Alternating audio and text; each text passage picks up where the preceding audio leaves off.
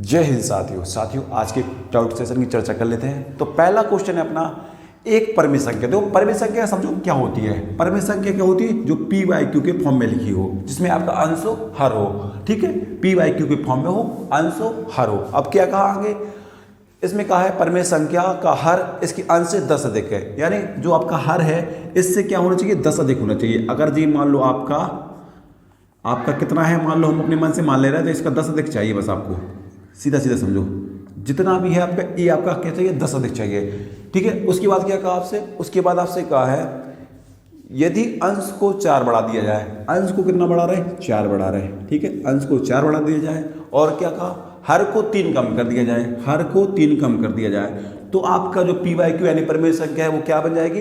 तो आपका 5/6 प्राप्त होता है। क्या प्राप्त होता है? 5/6 प्राप्त होता है। आगे आपसे जानना चाहता है तो वास्तविक परिमेय संख्या क्या है, यानी पी बाई क्यू का आपसे मान पूछना चाहता है कि पी बाई क्यू का मान कितना होगा। देखो जब भी ऐसे सवाल हो आप कैसे करोगे? इनको ऑप्शन से करोगे। ठीक है, अब ये समझो, जैसे इसमें क्या किया था, इसने 4 जोड़ा था, इसमें 3 घटाया था। ठीक है, तो कितना हुआ था? 15, मतलब 5/6 हो गया था। जो भी आपकी अंश रही होगी, ठीक है, जैसे मान लो पी बाई क्यू का मान रहा होगा, 4 जोड़ के आपका 5 का गुणज होना चाहिए, या फिर समझो 3 घटा के 6 का गुणज होना चाहिए। तो ऐसे सवालों को हम पकड़ेंगे ऑप्शन से। ठीक है, जैसे अगर हम पहले ऑप्शन ले रहे हैं, मान लो हम पहला ऑप्शन ले रहे हैं 13/23, 4 ऑप्शन लिख ले रहे हैं, जैसे क्लियर हो जाएगा। 9/19 कैसे समझोगे आप, कैसे काटोगे? 7/17। डी ऑप्शन है आपका 11/21। ठीक है, ए ऑप्शन, बी ऑप्शन, सी और डी। देखो कैसे समझना है, वो किस प्रकार करना है, ये समझ लो पहले तो। जैसे कि हमें पता है पी बाई क्यू सब में देखो 10 अधिक है, आप देख लो अंश से हर 10 अधिक है, सब में है आपका। कोई एक आध कट रहा? क्या नहीं कट पा रहा, यहाँ से तो कोई नहीं कट रहा। अब दूसरी कंडीशन समझो, अगर इसमें हम 4 जोड़ रहे हैं, सपोर्टेड हम इसमें 4 जोड़ दे रहे हैं, कितना होगा? 17। और हमें पता है, भली बात ही जानते हैं 17 एक कैसी है आपकी, आप मतलब 17 कैसी संख्या है आपकी अपरिमेय संख्या है, जो कटेगी नहीं। मतलब एक प्रकार से क्या है? आभास संख्या, सॉरी आभास संख्या। कैसी है? आभास संख्या है, जो कटने वाली नहीं है। तो कभी ये 5 तो दे ही नहीं सकती, ये तो वैसे ही कट जाएगा। अगर इसमें 4 जोड़ रहे हैं हम तो कितना हो जाएगा? 13, जो कि 13 भी कैसी संख्या है? आभास संख्या है। तो ये भी नहीं हो सकता आपका, क्यों? हमें तो 5 का गुणज बनाना है। इसी प्रकार अगर हम इसमें 4 जोड़ रहे हैं तो कितना हो जाएगा? 7 4 11। ये 11 भी कैसी संख्या है? आपकी आभास संख्या है, और ये भी कभी नहीं कट पाएगा। अब बचा ऑप्शन डी, तो आप इसको टिक कर दो। चेक करना तो चेक कर लो, अगर इसको 4 बढ़ा दिया जाएगा तो कितना होगा? 15। देख लो आप 5 का गुणज है कि नहीं है। नेक्स्ट, हर में से 3 कम कर दिया जाए। हर में से आप 3 कम करोगे तो कितना आएगा? 18। देख लो 6 का गुणज भी है, काट लो इसको। 3 से काटो, 3 5 15, 3 6 18, क्या मिला? 5/6। 5/6 चाहिए था आपको, तो ऑप्शन नंबर डी आपका राइट आंसर। जब भी ऐसे क्वेश्चन आए तो आपको कुछ नहीं करना, जो भी आपको बच रहा है आपका वास्तविक मान लास्ट में, उसी का गुणज देखना है कि उसका गुणज कौन सा होगा, जो भी आपका जोड़ने घटाने की बात करेगा। इस प्रकार इसको कर लोगे आप। ठीक है, नेक्स्ट क्वेश्चन देख, तो नेक्स्ट क्वेश्चन देख लेते हैं। नेक्स्ट क्वेश्चन दिया है अपना 20वां पद ज्ञात करना है। ठीक है, क्या दी है आपको सारणी? आपको दिया है -50, -47, -44। डॉट इसी प्रकार चल रहा है और आपको 20वां पद ज्ञात करना है। 20वां पद। ठीक है, देखो इसका होता है एक फॉर्मूला क्या होता है ये समझ लो पहले तो। फॉर्मूला होता है आपका a + n - 1 × d। अब देखो ए यहाँ पे क्या है? ए का मतलब है आपका प्रथम पद। ए का मतलब क्या है? प्रथम पद। प्रथम पद कितना दिया? 50, माइनस का 50 पुट कर दिया, प्लस एन मतलब जे। एन का मतलब होता है एनवां पद, यानी 20। 20वां पद निकालना है तो 20 में से एक जाएगा 19 हो जाएगा। ठीक है, इंटू डी। डिफरेंट का क्या लगा? इसमें से इसको घटा दो। अगर हम 50 माइनस के 50 में से माइनस का 47 घटाएंगे तो क्या मिलेगा? 3 मिलेगा आपको। क्या मिलेगा? 3। यहाँ पे पुट कर दो 3। ठीक है, क्या हो जाएगा? 19 × 57। क्या हो जाएगा? 19 × 57। अब इसमें से इसको घटाएंगे तो क्या मिलेगा हमें? 7 मिल जाएगा। तो ये आपका right answer, option number D आपका राइट आंसर हो जाएगा। इस प्रकार कर लेंगे। नेक्स्ट क्वेश्चन देख लेते हैं।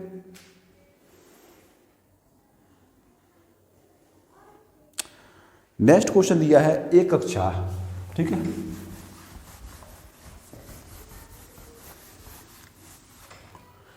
एक कक्षा में 60% बच्चों को गणित पसंद है। ठीक है,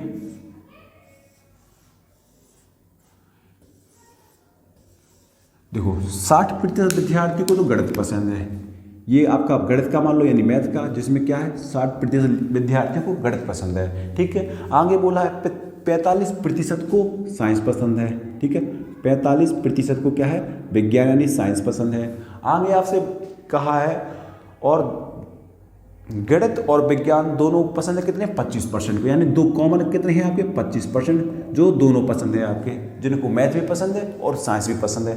तो आपसे जानना चाहता है जिन्हें कम से कम एक विषय पसंद है उनका बता दो कितना प्रतिशत है। तो जब भी ऐसा सवाल आए दोनों की पसंद को जोड़ दो, 60 + 45, जो दोनों को पसंद है उसको घटा दो, 25 जोड़ के इसको घटाना है आपको। घटा देंगे तो कितना आ जाएगा आपका, जो हो जाएगा आपका, उसमें से 25 घटा लो तो मिलेगा 20, 45 में से 25 जाएगा 20, 20 और 60 80। तो आपका राइट आंसर कितना आ जाएगा, 80% आपको राइट आंसर, यानी दोनों को में से कम एक किसको पसंद है, यानी 80% को। ठीक है, तो 80% यानी ऑप्शन नंबर डी आपका राइट आंसर। नेक्स्ट क्वेश्चन देख लेते हैं।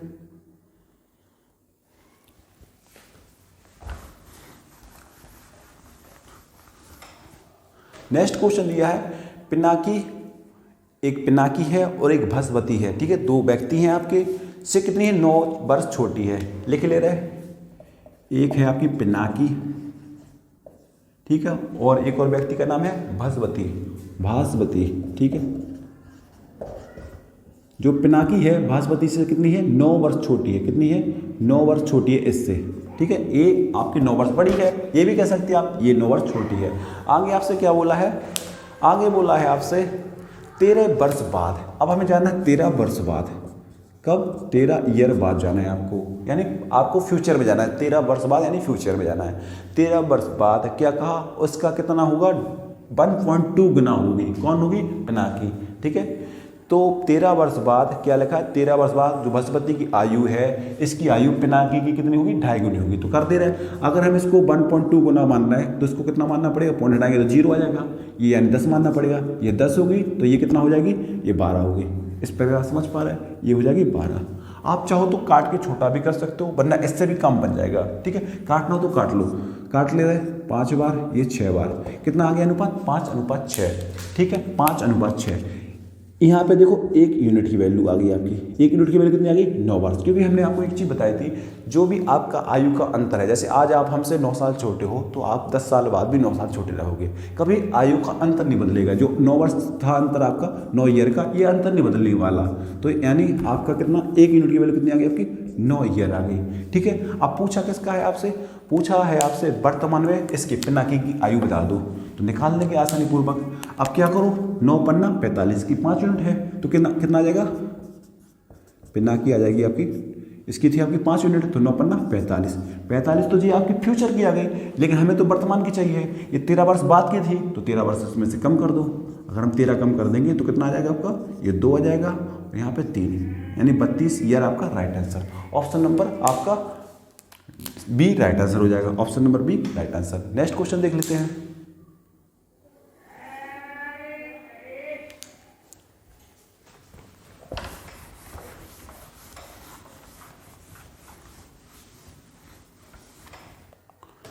नेक्स्ट क्वेश्चन दिया है आपका, 3 त्रिभुजों को एक बड़े त्रिभुज के तीनों कोनों में इस तरह बनाया गया है। इस प्रकार कहा है, जैसे कि अगर बात करें, एक बड़ा त्रिभुज है आपका, ठीक है, तो इन से 3 त्रिभुज से मिलके बना है आपका इस प्रकार, जैसे कि जी हो जाएगा आपका 1 2 3, आप देख पा रहे इस प्रकार बनेगा। ठीक है, तो 3 त्रिभुजों को एक बड़े त्रिभुज के तीनों कोनों में इस तरह बनाया गया है कि प्रत्येक छोटे त्रिभुज की प्रत्येक भुजा बड़े त्रिभुज के अनुरूप भुजा के 1/4 है। कितनी है, 1/4। और वैसे भी 1/4 होगा कि 1 2 3 4 समान है, तो 1/4 होगा आपका छोटे वाले त्रिभुज का। ठीक है, 1/4 है। आगे आपसे कहा है, तीनों छोटे त्रिभुजों की कुल क्षेत्रफल और बड़े त्रिभुज के शेष क्षेत्रफल के बीच अनुपात ज्ञात करें। तो आप कर लेते हैं आसानी से। ठीक है, यानी तीनों छोटे त्रिभुज का करना है आपको, ठीक है, और बड़े वाले का करना है आपको। आप ध्यान से देखना किस प्रकार इसको करेंगे। अब तीनों का कहा है, तो ये 3 होंगे यहाँ पे, तो यहाँ पे 3 का मल्टीपल करेंगे। समरूप त्रिभुज का फॉर्मूला क्या होता है, √3/4 a²। इसी प्रकार इसमें भी, ठीक है, इसमें भी कर दो √3/4 समझ पा रहे हैं? थोड़ा सा नीचे लिखना था, कोई बात नहीं, नीचे लिख दे रहे हैं हम 3 × √3/4 ठीक है। ये हो जाएगा आपका छोटे वालों का और बड़े वाले का। अब ध्यान से देखो, ये इसका 1/4 कहा है इसमें। अगर 1/4 ये है तो ये कितना होगा, बड़ा वाला कितना होगा, बड़े वाले की क्या होगी 12 होगी कि नहीं होगी, छोटे वाले की 3 होगी। समझ पा रहे हैं? उसने स्पष्ट कहा है उसका 1/4 है, तो निकाल दो 3 का 1/4 क्या कहलाएगा आपका 1/4 क्या हो जाएगा, इस प्रकार 3 हो जाएगा। ठीक है, अगर इसका 1/4 निकालोगे तो क्या हो जाएगा 3 हो जाएगा। तो हमें अब मानना पड़ेगा, इसमें दिया नहीं है लेकिन उसने स्पष्ट कहा है बड़े वाले का छोटा वाला है कितना 1/4 है। अगर हम 12 का 1/4 निकालते हैं तो क्या मिलेगा आपको 3 मिलेगा, इस प्रकार। अब देखो √3/4 से तो ये कटना है, फिक्स है, यहाँ कर दो। छोटे वाले का कितना था 3 का स्क्वायर 9 हो जाएगा। ठीक है, अनुपात है, बड़े वाले का ना 12 का स्क्वायर, तो 12 × 12 लिख ले रहा है। ठीक है, इसको 3 × 3 लिख ले रहा है, 3 × 3 समझ पा रहे हैं? अब काट दो, 3 से काट दो, 3 चौको 12, 3 चौको 12 और तो कुछ कर नहीं रहा, तो कितना आ जाएगा 3:4 आपका राइट आंसर हो जाएगा। 3:16 आपका राइट आंसर हो जाएगा। ठीक है, अभी देखो आंसर नहीं हुआ, सॉरी अभी आंसर नहीं हुआ। अब देखो आगे कंडीशन थी एक छोटी सी, 3 छोटे त्रिभुजों की कुल क्षेत्रफल और बड़े त्रिभुज के शेष क्षेत्रफल, यानी जो बड़ा त्रिभुज है इस शेष त्रिभुज का शेष क्षेत्रफल के बीच का अनुपात बताना है। तो बीच का बताना, तो पूरा देखो, पूरे का कितना 16, छोटे वाले का 3 है, तो 3 आपको घटा देना और कुछ नहीं करना। अगर 3 घटा दोगे इस बड़े वाले में से तो कितना आएगा 3 अनुपात इसमें से 3 घटाना है आपको, कितना आ जाएगा आपका 13 आपका राइट आंसर। ठीक है, देखो एक ऑप्शन उसमें ये भी था, लेकिन ध्यान रखना जैसा उसने कहा है उसी अकॉर्डिंग आपके आंसर देंगे। तो क्या हो जाएगा 3:13 आपका राइट आंसर हो जाएगा। नेक्स्ट क्वेश्चन देख लेते हैं।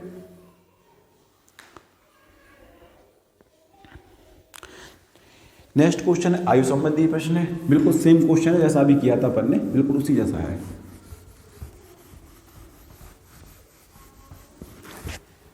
क्या कहा आपसे, एक विपुल है और एक सेबल है की तुलना में 16 साल छोटा है। ठीक है, लिख लो विपुल और एक और क्या था सेबल की तुलना में कितना छोटा है 16 साल छोटा है। ठीक है, ये जो छोटा है 16 साल, ये जिंदगी भर 16 साल छोटा ही रहेगा, ऐसा नहीं कि ये बढ़ जाएगा। जो आयु का अंतर है वो समान रहेगा। अब क्या कहा है, अब कहा है अब से 12 साल बाद, अब 12 साल बाद जाना है आपको, यानी फ्यूचर में 12 साल बाद कंडीशन क्या हो रही है आपकी, कितना हो रहा, जो सेबल की आयु विपुल की आयु का इतने गुना है, विपुल की आयु का 1.5 गुना है। तो कर दो, इतना होगा इतने गुना, तो ये पॉइंट हटाएंगे तो ये 10 हो जाएगा। समझ पा रहे हैं? काट लो, 5 दूनी 10, 5 या 15। अब यहाँ पे 1 यूनिट की वैल्यू कितनी है 16 ईयर, 1 यूनिट की वैल्यू आपको दे रखी है 16 ईयर। ठीक है, आपको निकालना किसका है, आपको निकालना है आपका सेबल का, यानी इसका निकालना है। तो इसकी वैल्यू कितनी है 3 यूनिट, तो 3 का गुणा कर दो, 16 या 48, कितना हो जाएगा 48, कितना हो जाएगा 48, कितना हो जाएगा 48 ईयर। अब क्या है, ये फ्यूचर का है 12 साल बाद का, तो 12 अगर इसमें से घटा देंगे तो हमें पहले का मिल जाएगा, वर्तमान का घटा दो, कितना आ जाएगा 6 और 3, कितना आ जाएगा 36 ईयर आपका right answer. Option number D right answer हो जाएगा। ठीक है, नेक्स्ट क्वेश्चन देख लेते हैं। बिल्कुल सेम सवाल है, बिल्कुल जैसे हमने पहले किया। नेक्स्ट क्वेश्चन, अब एक क्वेश्चन और बचा था, वो करवा दें। नेक्स्ट क्वेश्चन का है आपसे, किसी घन के किनारों की लंबाई। देखो घन शब्द देखा होगा, जो घन होता है किस प्रकार होता है ये समझो पहले तो। ठीक है,